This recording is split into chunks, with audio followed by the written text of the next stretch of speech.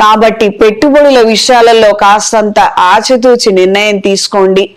Share market కావచ్చు, స్పెక్యులేషన్కి సంబంధించినవి కావచ్చు, ఆల్రెడీ ఈ ఫీల్డ్లో ఉండి 5-10 ఏళ్ళ ఎక్స్పీరియన్స్ ఉంటేనే ఇప్పుడు ఉన్నటువంటి గ్రహస్థితి నిమిత్తం మీరు ఏదైనా రిస్క్ తీసుకున్నా అది మీకు వర్తిస్తుంది, మీకు అనుకూలంగా మారుతుంది. కానీ కొత్తగా మాత్రం ఏ వింత ప్రయత్నాలు చేయొద్దు.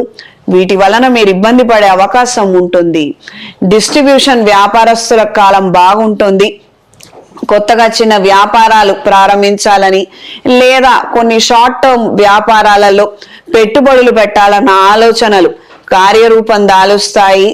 కొన్ని ముఖ్యమైనటువంటి మీటింగ్స్ ని అటెండ్ అవ్వగలుగుతారు, కార్యజయాన్ని పొందగలుగుతారు. శుభకార్యాల నిమిత్తం ధనం ఎక్కువగా ఖర్చయ్యే అవకాశం ఉంటుంది. కొంతమంది మితిమీరినటువంటి ధోరణి కారణంగా ఈ విధమైనటువంటి పరిస్థితులు ఏర్పడవచ్చు. కాస్తంత ముందు వెనక చూసి ఆలోచన చేసి ఆ నిమిత్తమే ప్రయత్నం చెయ్యండి. కానీ మీరంత ప్రయత్నం చేసినప్పటికీ ఖర్చు విపరీతంగా పెరిగే అవకాశం ఉంది. ఆందోళన మాత్రం చెందవద్దు.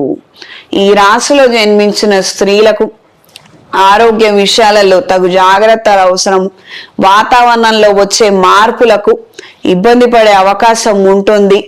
కొంతమంది సహాయ సహకారాలను ఎప్పుడు తీసుకోవలసినటువంటి పరిస్థితులు ఏర్పడవచ్చు. నూతన వస్తువులు, వస్త్రాభరణాలు, విలువైనటువంటి కానుకలను కొనుగోలు చేసే అవకాశము, పొందే అవకాశము ఏర్పడతాయి. వృత్తి నిమిత్తము, చదువు నిమిత్తము మంచి నిర్ణయాలను తీసుకోగలుగుతారు. హైయర్ ఎడ్యుకేషన్ కోసం కూడా తీసుకునే నిర్ణయాలు కార్యానుకూలత ఎక్కువగా ఉంటుంది.